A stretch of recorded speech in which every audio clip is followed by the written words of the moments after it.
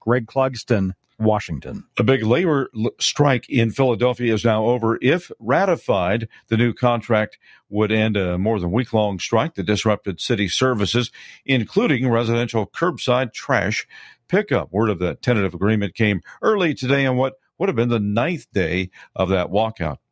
Breaking news and analysis can be found at townhall.com.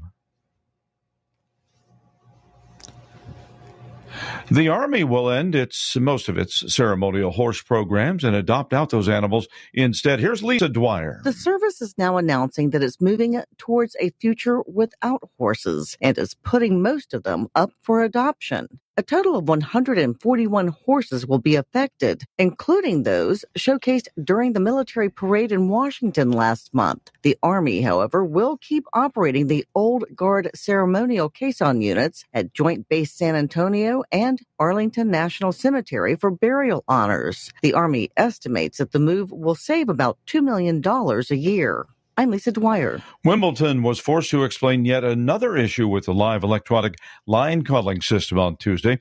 That's after it malfunctioned again just a day after it had expressed confidence that the problems led to a problem on Sunday had been repaired. More on these stories at townhall.com. The following is an America Matters media production. The views expressed do not necessarily represent those of the station or its advertisers, although we think they should. But that's the opinion of America Matters Media. It's just another word for nothing left to lose.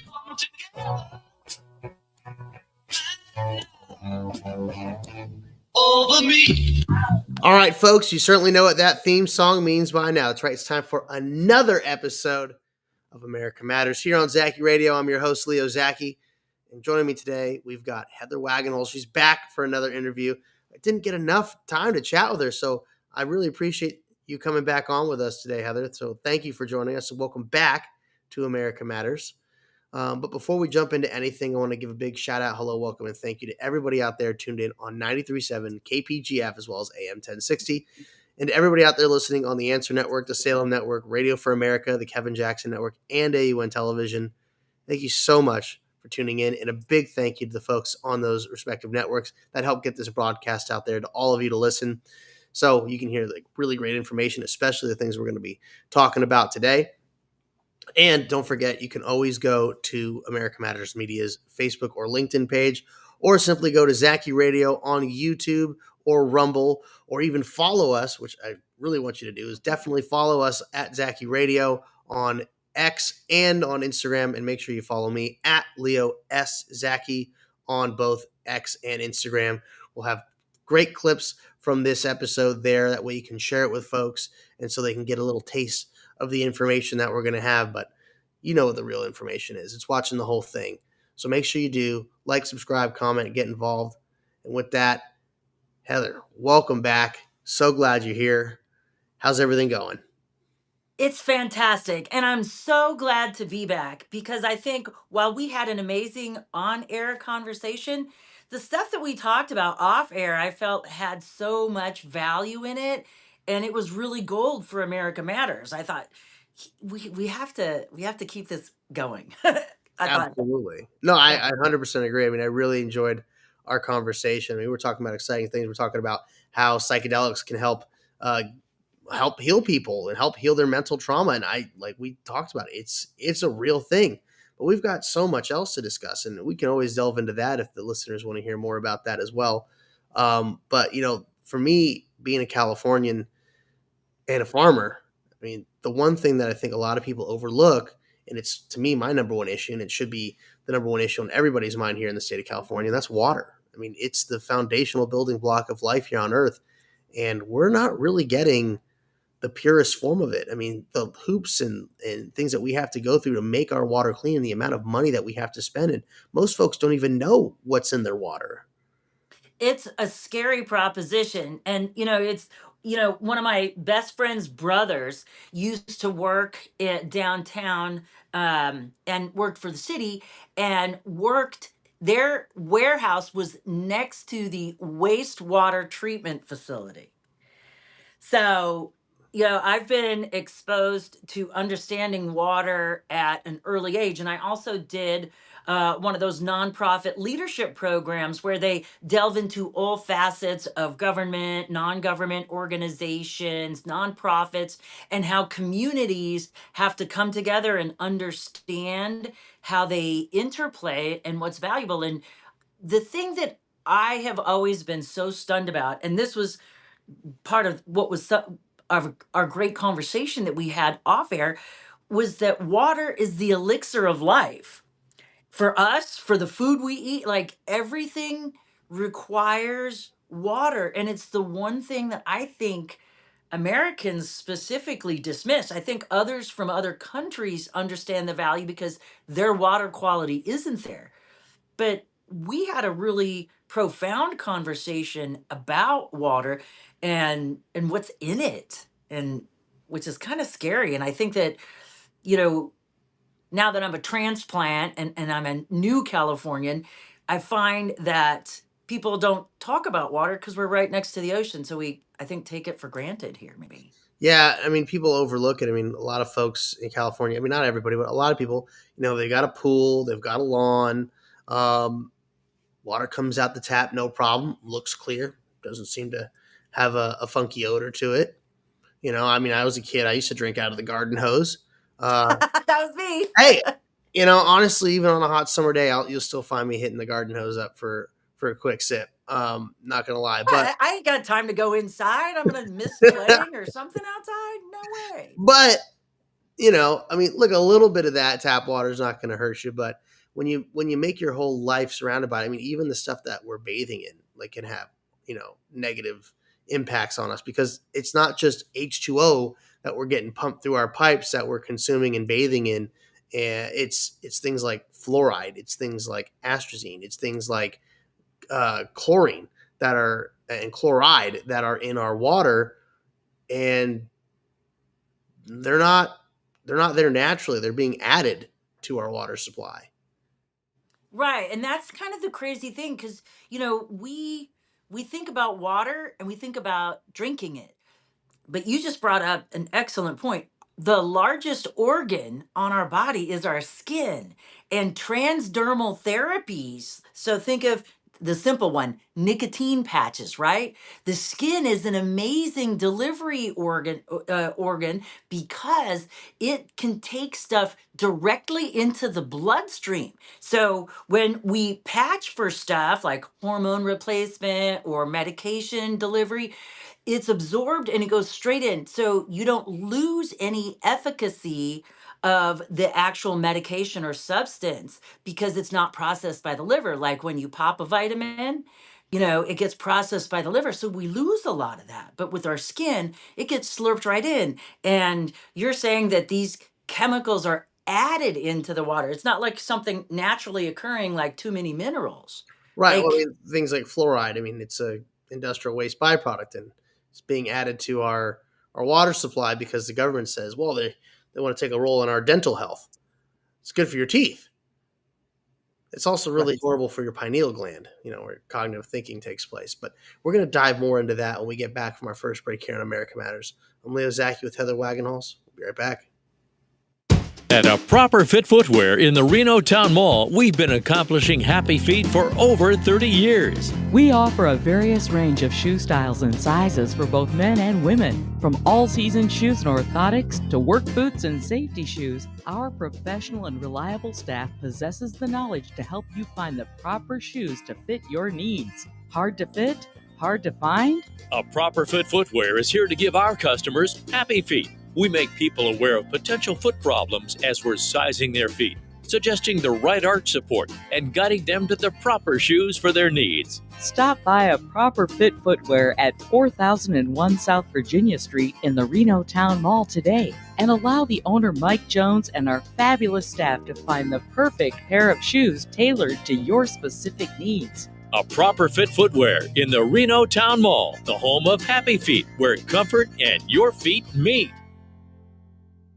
We're talking to Victor from Precision Diamonds. Victor, we have talked before about the fact that you started 27 years ago in Park Lane Mall in a little kiosk. You are now in your own building across the street from the convention center. You've had to do something right. Well, as we like to think that hard work, you like to think that it does pay off, but you get lucky along the way. You worked hard, you pay attention, and you get yourself ready. So hopefully when the right opportunity comes up to buy a beautiful building like we just have, you triple your size, you cut your overhead by half, and now you know that you're more competitive than ever. Plus, you've had a chance to use all of the things you learned from that little kiosk in Park Lane Mall. Oh, man, along the way, I'll tell you, as far as writing that lease check every month, boy, there were times that it was really hard to do, so you learn from your landlords, and it was really great feeling to say goodbye to the landlord. This has allowed us to truly become your local jeweler, your personal shopper. Thank you, Victor. Precision Diamonds, your local jeweler across from the convention center. Are you shy and don't want to talk on the air? Text us your questions or comments to 775-237-2266. Now back to the show. All right, folks, we are back with America Matters. I'm Leo Zacky, and joining me today is the amazing and brilliant Heather Wagenhals. I'm so glad she's with us. We were talking about water. We were just talking about, how your skin is the largest organ and you can absorb so many things through it. And Heather, I wanted to allow you to elaborate a little bit more on that if you could. Well, so, I got to say, so I went to public school, right? And this is a little side story, but there were two classes that I thought, as a poor kid growing up on the west side of town, I was like, there were two classes that I thought were going to be the most important classes I was ever going to take. And my grandfather being an engineer at Ford, I took auto shop because I'm like, I need to know how my car works. But the other thing that I was going to be responsible for taking care of for the rest of my life was my body. So anatomy and physiology was my favorite course by far. And this was in public school? This was in public school. We don't even get that anymore. We get indoctrination hour and safe spaces. Right. Yes. This was back when they used to let you learn what you wanted to, and they would drive free thinkers and creativity. So we were fortunate to grow up at the time that we did before education morphed into what we don't even recognize it to be today. Right. So back then I learned about how the body worked and, being financially focused because while I didn't have money, I planned on having money at some point. I was working and I knew that I wanted to be rich, but I had to be mindful of my money up front, right? So I had to invest wisely in my health. So the best thing that you could ever spend money on is yourself in the form of investing in exercise, investing in reading. You see my big library behind me, exercising your mind, exercising your body, and fueling yourself. Just like race cars require a different level of octane fuel in order to perform at their peak, so do we, right? And I've been studying the brain and behavior for the last 35, 40 years. Initially it was just so I could be bigger, better, faster, stronger, smarter, richer. But it wound up taking me in a direction that I was able to share that professionally, right? And help others get on track, mentally, emotionally. How can we be better and get out of our own way and stop causing problems? And half of that has to do with our ability to function at our highest level. And like you said before the break, fluoride is good for the teeth. I had a problem with my enamel a few years back, and I was given fluoride as a prescription in a special tube. And you know what they just said when they gave it to me? They were like, be very careful. Do not swallow this. Only put it on your teeth. Don't get it on your gums where it's going to absorb into the body, into the bloodstream. It was very clear that fluoride is good for teeth and teeth only, which begs the question, why are we putting it in our water supply? Well, the government cares about your teeth. They're so invested in your health and your well-being. Don't you know, Heather? Come on. Oh, yes. Government is this warm, fluffy blanket I like to wrap myself in every day, and I feel so much better. That's what it does. And don't forget, we want your liberties and your freedoms, and we'll give you a sensation of safety as well. Oh, wow. And all this time I thought it was my responsibility. No, no, no. Leave that up to us. We're government. Don't you know the nine best words anybody can say is I'm from the government and I'm here to help? Yeah. I don't think Reagan said that quote quite like that. I think it was a cautionary tale. It certainly was, and it certainly still is. But yeah, I mean, look, they are putting these chemicals in our water. And well, I think there's a direct correlation with IQs going down too, but that's a whole.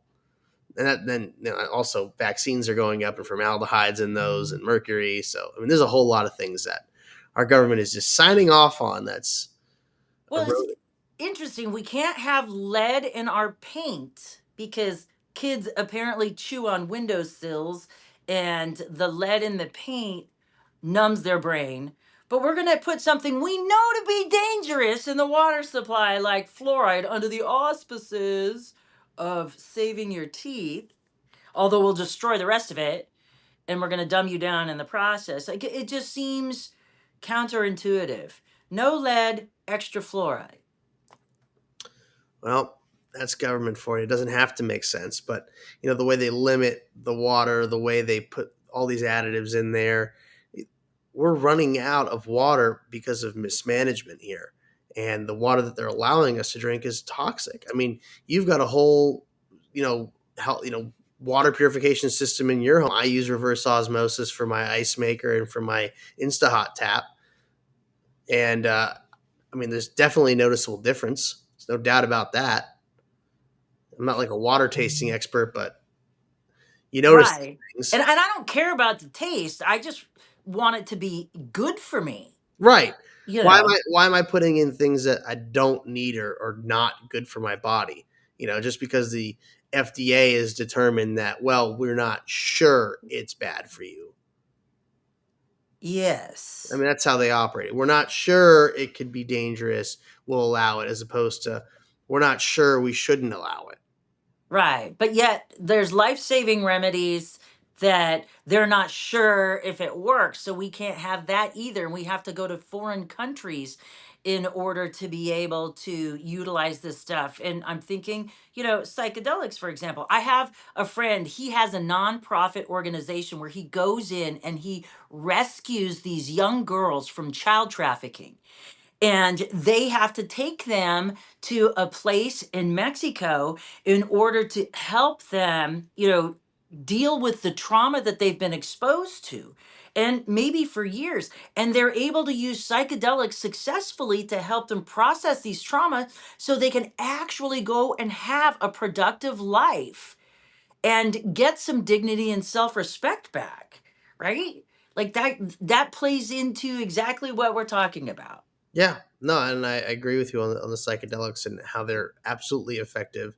Obviously, in a controlled setting where somebody's helping them walk through and work out their issues, but it definitely is something that we're not using, and a lot of it has to do with the fact that the government, or not the government, but government too, but the pharmaceutical industry doesn't stand to profit from it. Right. And that's the bigger problem. But so let's talk about these other things, because as a farmer, you're probably the most tuned in to what's in the water supply because it's going to end up in your food supply. Like, and you guys were Zacky Farms was probably the most proactive company when it came to limiting garbage getting into the feed and the food supply that you were generating. And so, I mean, can we talk about like the bigger issue for Californians with regard to water because of these additives, and Yeah. how it's not just a water supply issue, it's permeating our food supply? Yeah, I mean, well, we made sure we used grade A corn and grade A soy for our birds to eat. So they were getting top notch food, but they were also drinking well water, getting that natural filtration from the earth. But, with all the farmland around us and all the people spraying pesticides and chemicals, it can get into that water supply. And we also pioneered antibiotic free. We wanted to make sure that we were leading the way in that here in California and in the nation, because we wanted to make sure that the quality of food was up to at least our standards. And we have pretty high standards when it comes to food, because if we wouldn't serve it to our family, we'd want it to serve it to yours.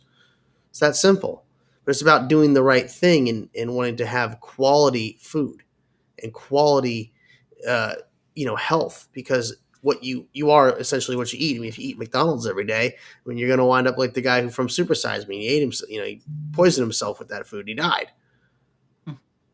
So, as far as Californians are concerned, what is the California state government or the Department of Water Quality doing or not doing? Where are the inefficiencies and the gaps as you see it? Well, you got places like in the Central Valley, like Hanford, for example, that the water is being so over extracted, but not efficiently replenished because of the lack of water storage and the fact that they don't want to, pump the water back into the ground. They'd rather have it run out to the sea. So the water table and the elevation of places like Hanford are dropping. And so the water quality is diminishing, and you're seeing substandard quality of water in places like Hanford, and I want to say in Lemoore as well, and or Livermore. One of the two. I'm blanking on which one exactly it is, but literally the coloration of the water is off. The smell of the water is off, and the government is saying, "Yep, that's potable. That's drinkable water. That's fine." In these areas that are heavy ag producing areas, and guess what? Those crops are getting sprayed with chemicals like glyphosate, like atrazine. And then the rains come and then it washes off and it goes back into the earth. And then it gets pumped out because there's over extraction. And guess what? People are drinking it and they're getting sick.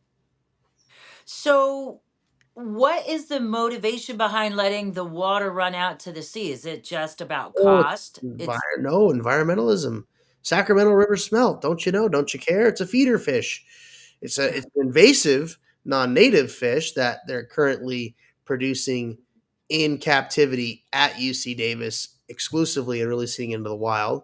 They haven't been able to find it in the wild for 6 years, and it's all in the name of saving the Sacramento River smelt. so I remember when I worked in television news in Sacramento years and years ago. So we're talking like late 80s, early 90s. I remember having to sit through council meetings, having to go down to Stockton to listen to a lot of that stuff that I didn't have life experience or enough knowledge to really understand. But, I was having to kind of talk about what was happening in these meetings. And you know in Arizona, where I was from, they used to breed these fish that they would put into the Salt River Project, and they were there to eat the algae. What's the value or function of these fish being released? Are they, even though they're invasive, are they adding value? Are they keeping the channels clear? Like, They're what's just saying it's a feeder fish for other fish and wildlife and birds. That's the whole thing. That's what they're emphasizing. That it's for the whole ecology of the area. But we're sacrificing the quality of life for humans, and we're not doing anything to store the water or make any forward progress. And that's why I've developed the solutions I have. I mean, I'm all for preserving that fish, but at the same time, we have to take steps to ensure that we, the people, have water and we have an abundance of it. But we got to take our bottom of the hour break here in America Matters. We get back, we're going to continue the conversation. I'm Leo Zacky with Heather Wagenhals. We'll be right back. Of the Photona Lightwalker laser. The Lightwalker laser can efficiently and effectively treat most periodontal problems, from deep persistent pocketing to peri-implantitis and a multitude of conditions in between. Have cold sores? We can inhibit the cycle of the virus and sometimes even prevent them from occurring. Do you have a snoring or CPAP problem? Through the amazing healing power of light, we can treat tissues inside the mouth without anesthesia, appliances, or cutting, so that after just one treatment, most people sleep better and quieter that same night. By using the power of the laser intraorally, we can also smooth facial wrinkles and tighten sagging necklines, all without you having to be numb, and there's no downtime. It can even be done on a lunch break. Through the FDA-approved Power of Light, these treatments and many more are now available at Northern Nevada Family Dental in Sparks. Have I piqued your interest? Give us a call at 626-7772 or visit us at northernnevadafamilydental.com. Can you define the 4 different parts of Medicare? Do you have Medicare prescription drug gap coverage? At Nevada Senior Advisors, we will walk through the different parts of Medicare, including Medicare Advantage, Medicare Supplement, Part D prescription drug plans, to help you determine which option is right for you. Visit nvsenioradvisors.com, call 775-674-2223 to set up an appointment. Nevada Senior Advisors is not affiliated with or endorsed by the federal Medicare program or any other government agency. Calling this number will direct you to a licensed sales agent. Have you been injured in an accident? Trust Adriana Guzman-Freilich at AGF Law, your local personal injury law firm in Reno. At AGF Law, we pride ourselves on being honest, hardworking, and ethical. Let's meet in person to understand your case and fight for your rights. Located near South Virginia and Plum, we're always ready to help. Don't navigate the aftermath of an accident alone. Call Adriana at 775-453-9595 or visit adrianalegal.com. Your recovery is our priority, and we're committed to getting you the justice you deserve. To join the conversation, call 844-790-TALK. That's 844-790-8255. Now back to the show. All right, folks, we are back with America Matters. I'm Leo Zacky, and joining me today is Heather Wagenhals, and we've been talking about what is in the water. You know, a lot of stuff. Depending on where you are in California, it could be a whole host of things. It could be mercury, it could be arsenic, it could be pesticides, it could be, well, there's definitely fluoride at almost every stage of that. But the effects that can come from it, why it's such a bad thing for you, and I mentioned earlier, places like Lemoore, yeah, they got a problem with mercury and arsenic there. It's a big deal. And Heather, I found a map here I wanted to show for everybody. You can see all these different markers for what they're finding in the water quality hotspots. So you're seeing around from Redding to Sacramento and all around the Western Sierras area there, they've got a big mercury and heavy metal problems. And that probably comes from the previous gold mining that took place in California. But the fact is that we don't have things in place to help clean that water up. And then you've got, also phosphorus, and that's all around the river there just north of Sacramento and to the west. And that's all because of the agriculture. And there's nothing wrong with the agriculture being there. It's the fact that we're not doing stuff to clean the water up before it's getting back into our drinking supply. And folks might look at this map and go, well, look at all these areas that are unaffected. Well, yeah, those are the parts of California where nobody lives. So it's all the areas that are having water quality issues are the populated areas. You see the nitrates there in the south of the Central Valley. Again, that's an agriculture thing. Nothing wrong with ag, but we're not doing what we should be to cleaning the water before it gets back to our drinking supply. Yeah, I mean, phosphorus robs calcium from our bones. That's a significant issue. As we think about this, what are the implications of ignoring mitigating these chemicals? Like, is there a way to keep them from getting in there to begin with? I mean, we can't fix the gold rush of California, but we can fix what's coming out of the ground. Well, we can certainly make sure that before it gets to our tap, that there are better filtration processes in place. Reverse osmosis is a very, very tried and true way of making sure that things are a lot safer. But even making the process simpler is by creating a water abundance. and allowing our farmers to have access to way more water, they won't need to rely on pesticides to raise their crops to meet their goals. And so, So pesticides deal more than just bugs and insects. well, Pesticides affect the growth. pesticides are for pests and bugs. Herbicides are for like like plant blights and other diseases that affect plants. Okay. And so are they adding in other stuff to make them grow bigger or produce better Well, yields and things like that? I well, you mean, get I've that from heard like stuff. phosphates and nitrates, yeah, because it helps bring nutrients to those plants. So for sure for increased yields. But more water would reduce that need for Well, those items, those additives? because farmers are limited in how much water they get. And so they have to take care of the limited crops they're allowed to grow. If they had access to unlimited water, they wouldn't have to restrict the amount of crops that they can produce and have to worry about making sure that the crops that they can grow get to market.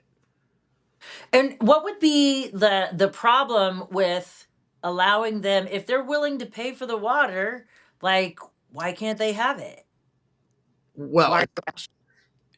again, the environmental situation, they're not allowing. There's not enough recharge going on into our water groundwater system because they're using things like the Merced bypass, for example, that just takes this. It's a flood control thing that just takes all the snow melt and it just ushers it out to the sea, and they're fining farmers for tapping into that. And also, you can get all sorts of other particles and stuff from the things that they're spraying into the air, like aluminum, right? Bill Gates and his plan to block the sun, right? Dim the sun, or just things that happen from chemtrails coming from aircraft. So that can all get in there. But we're not recharging the groundwater. So instead of using that water in the Merced bypass and putting it into the ground to replenish aquifers and bring the water table back up, just letting it run to the sea. Because it's about supply and demand. Because if they can artificially lower the supply to the demand levels, then they can charge more money. Right, but municipalities aren't supposed to be in the business of making money. That's why they're a municipality. Of course. Right? Okay. All right, I just want to make sure I'm tracking here. So here's another question. I mean, because I've been a resident of California off and on, and now I'm on again, and so I started. I remember I lived there. I went to high school in North Monterey County High School. I Mhm. remember that, and I just and that was like in Castroville, the artichoke capital of the world. Yeah, that's right. And I just I don't remember those problems back then with farming, and it's supposed to be a point of pride to oh, grown in California, but we're not using. So I mean, how much does it cost to put the fluoride in the water? I mean, what could we save if we let people take care of their own teeth the right way? Well, like how that money can go to facilitate the recharging of the aquifers and maintaining water it's tables. not even about diverting the money from that to this. It's simply doing the right thing. I mean, why would you just let billions of gallons of fresh water run to the ocean when you can utilize it? Mm-hmm. Okay. Well, like what can we do differently? You're planning to be the next governor. What's your plan to address the water issue in a successful, meaningful, and realistic way? Well, you build water storage. I mean, that's something we haven't done in the state in 50 years, and our population has doubled since then. So, massive public works projects, getting the homeless population and the prison population to work, building reservoirs, building dams, using desalination, damming up our concreted rivers, building purification plants, and coupling that with small modular nuclear reactors and hydroelectric power, and we'll have plenty of energy, we'll have plenty of water, and things will become far cheaper. You have an abundance of water, you get an abundance of quality food, and then you have something to export for profit and creating an additional revenue stream that didn't exist before. Well, that makes sense. So Makes what sense too. so who would oppose something like this? Like what would their argument be like to not do this? Well, scarcity, the false concept of scarcity, and then the control over that scarce, quote unquote, scarce resource, and the ability to set higher dollar amounts on it can then keep the population down. You want to limit the amount of access they have to things like water and to food, and especially the quality of it. Keep them sick, keep them dumb, keep them scared, Mhm. keep them under your control. A population with freedom to do what they want and utilize the resources how they want doesn't feel so dependent on the government anymore now, does it? Right. And as a Californian that's price conscious, and I think there's got to be a lot of families feeling pressure from inflation, overregulation, a lot of industries are kind of collapsing on themselves with a lot of these excessive minimum wage rules. Like there's a lot of economic pressure on California families today. And if we can alter something like water, like one thing, that how does that translate to me? Is it going to be lower food prices, lower water bills, more consistent electricity, like less energy All, dependence on all of other? that, all of that comes from these solutions. They're complementary. People are filling in their pools because the water bills. They're ripping out their lawns and replacing them with fake grass or desert scapes because of the water bills. People are, they're putting solar panels on. There's nothing wrong with putting a solar panel on your roof, but people feel inclined to have to do these things, and they get stuck in these long-term, expensive projects doing that. Even though the state offers some compensation, it's not really the best financial turnaround. I mean, it helps, but you're stuck in these contracts for a long amount of time. Mhm. So having sufficient, people are dealing with brownouts and blackouts. You got Gavin Newsom telling folks, "Hey, turn your AC off, or turn up the temperature on your AC so it doesn't kick on as early." But at this, save power, and at the same time, buy an electric car and charge it. So it's like it's Right. But nobody's told us how we're going to dispose of those electric cars, by the way. Like that's the one thing that, because you can't just throw a battery in the trash because right. it's going to It's going to have thermal. permeate the ground. Well, that too. It's going to leach chemicals, and it's going to eventually fail, and you'll have the thermal runaway, and it's a chemical fire. I mean, we don't have a proper disposal way to dispose of it, nor do we have a disposal site. I mean, like I know there's Yucca Mountain for nuclear waste. I mean, there should at least be a Yucca Mountain for lithium batteries, Right. in my opinion. I mean, it's all the other thing though is it is all chemistry, right? And so we need to figure out how to just change a few things. I'm not an expert chemist, but I do understand the basics of chemistry, and Hmm. we can change the chemical compounds with I don't know, some sort of alchemical uh just chemistry plan. We just introduce certain elements, and some things are inert, so it's hard to work with. But even using electrons, I couldn't say for certain, but just finding a proper way to dispose of it, because people are being exposed to chemicals when they have these lithium battery plants in places like Moss Landing, and then you have the issues where the batteries fail and then these chemicals get released, and you have people that are just living in the local area that are getting chemical burns Hmm. because of those chemical fires. There's a lot of the things that the left is doing. They package as an environmentally friendly thing, and it Right. winds up being so ecologically detrimental. Hmm. And we, the So, people, I mean, are paying the price. stemming off of our last conversation about empowering voters, maybe in the next segment, can we talk about how Californians can ask better questions to be able to start stimulating that thought process for change? Sure. Because I think that knowing you know, And I'd like to hear your take on that too, as well. So we'll make sure we cover that when we get back from this last break here on America Matters. I'm Leo Zacky with Heather Wagenhals. We'll be right back.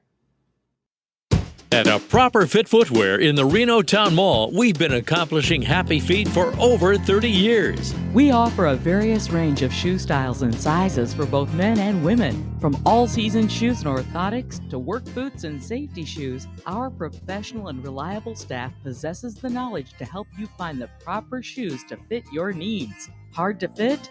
Hard to find? A Proper Fit Footwear is here to give our customers happy feet. We make people aware of potential foot problems as we're sizing their feet, suggesting the right arch support and guiding them to the proper shoes for their needs. Stop by A Proper Fit Footwear at 4001 South Virginia Street in the Reno Town Mall today and allow the owner Mike Jones and our fabulous staff to find the perfect pair of shoes tailored to your specific needs. A Proper Fit Footwear in the Reno Town Mall, the home of happy feet, where comfort and your feet meet. Barbecue, the Butcher's Kitchen, would like to thank every customer for your loyalty and continued support through these challenging times. Call for takeout and delivery of rib tips, brisket, ahi, tuna, roasted veggies, and much more. Barbecue's open from 11 to 7, Monday through Saturday, and delivers hot food safe and healthy. Call 499-5855 for details. 499-5855 Barbecue, as featured on diners, drive-ins, and dives. Get real. Get into Barbecue Reno.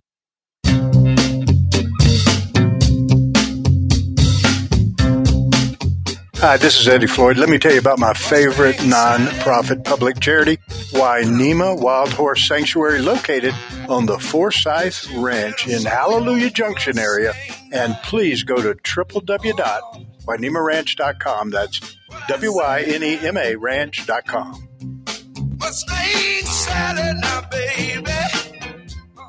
Want to expand your advertising dollar? Sponsor this or any America Matters program by calling 775-827-8900, extension 2. Now back to the show.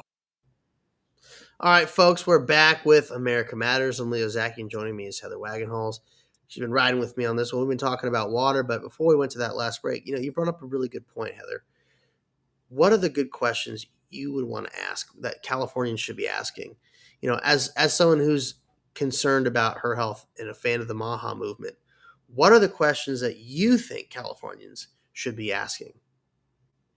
The questions Californians should be asking are specifically, what is in my water, right? And so, whatever your local municipality is where you get your water, that's the place to start. And you don't just want to go to the website and, download their brochures that are all slick marketing pieces to make you feel good. Start calling and asking questions. These people that run these municipalities, many are appointed, but some are elected, and so you need to be able to have open conversations and ask the tough questions. What's in my water? Why is it here? How long have you been putting this in the water? What is your plan to eradicate this, if anything? And find out from these water providers what's in there, and start doing your own research. When you get these lists of chemicals that are appearing in your water, look for other companies, third party companies that maybe have, there's so many, everybody wants to out people, right? So there's always somebody doing some digging. Somebody's got a conspiracy theory that they're trying to prove. So they're paying for research. So if your municipality is giving you the runaround, there's other people that have probably already measured the water. There's a lot of people that are chemists, that are engineers, or physicists. Like, there's people that know what's out there. And you just might have to do a little bit more homework, but find these people that are blogging, that are doing this, that are doing the tough things, because you're going to have to look probably hard for them if they're challenged by other political motivations, environmental motivations, if there's, financial motivations from companies to keep doing what they're doing. I mean, I bought a home and I had to sign all of these disclosures because it was what they called a Superfund site, which meant we are telling you that this area has had contamination and we are also telling you that it has been cleaned up. But just in case, there's this thing called a Superfund where whatever company that did the polluting, and Motorola was an example in Arizona, that it was the at the core of the Superfund site where I bought a property, and they had to set all this money aside for things that they knew were happening, people having health issues and challenges, you know. And they're telling you it's safe to do things, but they'll you'll find a bunch of little watchdog organizations that you can start asking these questions and getting more information. And then when you're armed with enough information that you know is factual, that it's substantiated, now you have the power to start going to legislators in your local municipalities, because remember, all politics ends up local. Right. You're more regulated by your homeowners association than you are at something at the federal level, and because that's what you have to live by. So now you can start going to those folks and say, hey, you're my legislator for this particular area. What are you doing presently to address it? What's the current policy on water in my area, on farming in my area? And if there are challenges, are they addressing them? And if they're not, you can bring those up. Start initiating those conversations. You know, because when you submit stuff publicly for consideration, when you start showing up at these meetings and you start talking and getting other people to ask questions, that's when you're going to start affecting change because you get enough people saying, hey, what's going on? Why is the policy this when I know for a fact that's dangerous to the residents in this area?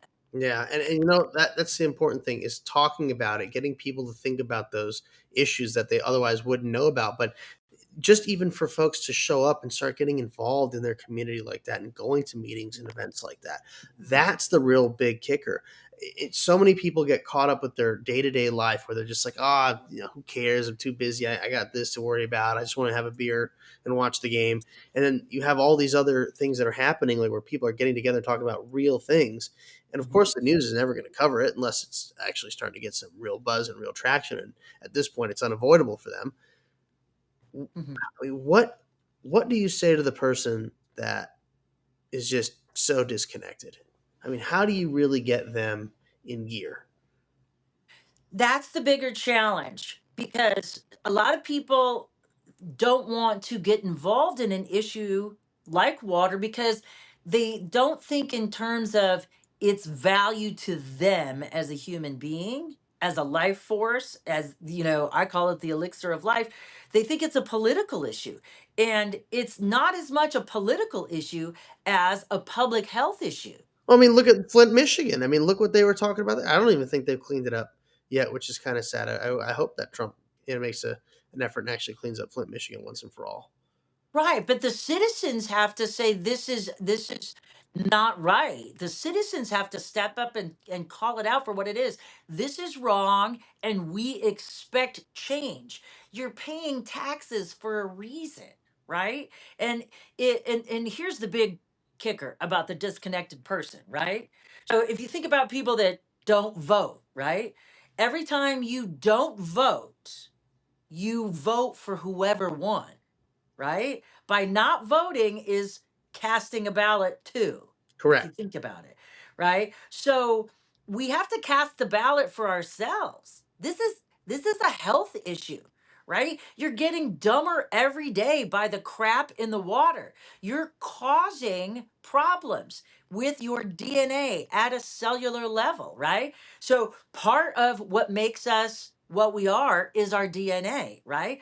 But just because we have a gene for something doesn't mean it's going to express itself unless the environment triggers it, right? Hmm. So, what are these things that maybe you have a gene in your family for a particular type of cancer, right?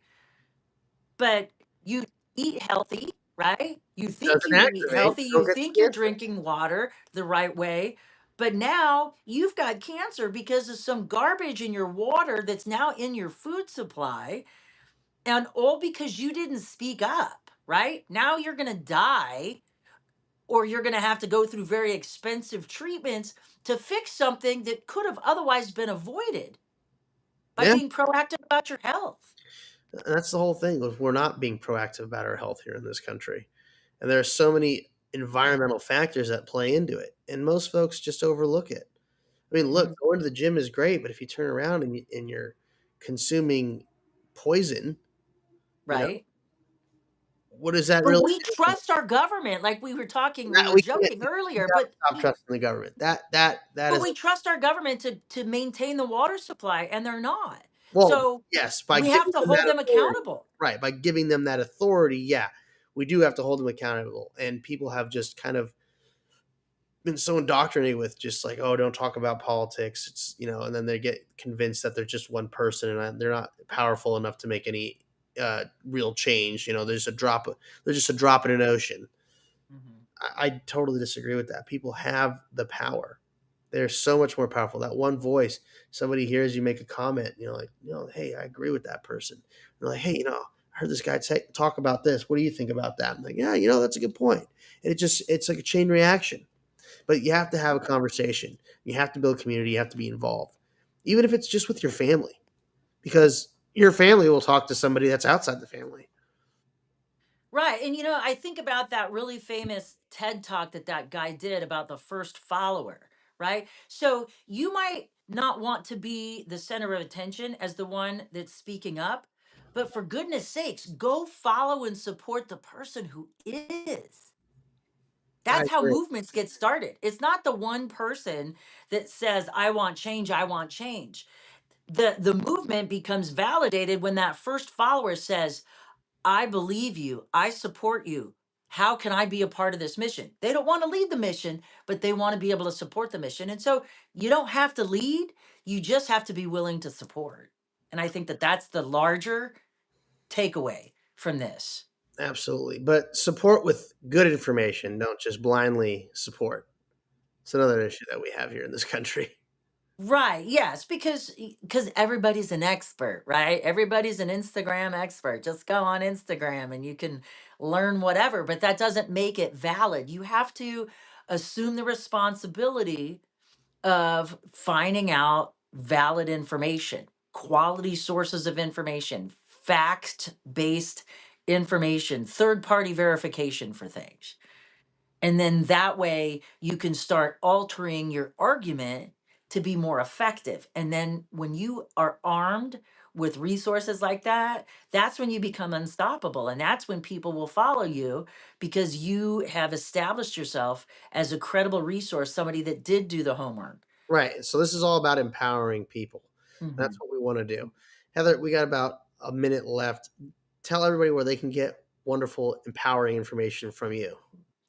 Well, that's pretty simple. All you have to do is find me on socials. You can visit my website, heatherwagenhals.com, but I'm Heather Wags on social. If you want the more inspirational stuff, go to makingsuccesssimple.com. And I've got resources there for folks to empower themselves to be better every day. And that's what I'm here for. It took me a long time to get here, to figure it out, to do the research, and now I want to share it with as many folks as I possibly can. So, Well, I love that. You're here to support people. You want to make the community around you better. absolutely. Selflessness. I love that. Heather, I really appreciate you taking time to come back and sit down with me here on America Matters. I really enjoy talking with you. And I really love that you've got such a great outlook on things and you're asking the right questions and you're helping people formulate those right questions. So make Well, sure. it's an honor to be here with you. I enjoy the conversation as well. Good. Well, folks, make sure you go and check out Heather Wagenhals. Check out all her stuff. Follow her on the socials. Get that information. She's got tools to help you be a better you. Why not? Self-improvement is the best thing that you can do. So thank you so much for joining us on America Matters today. I've had a great time.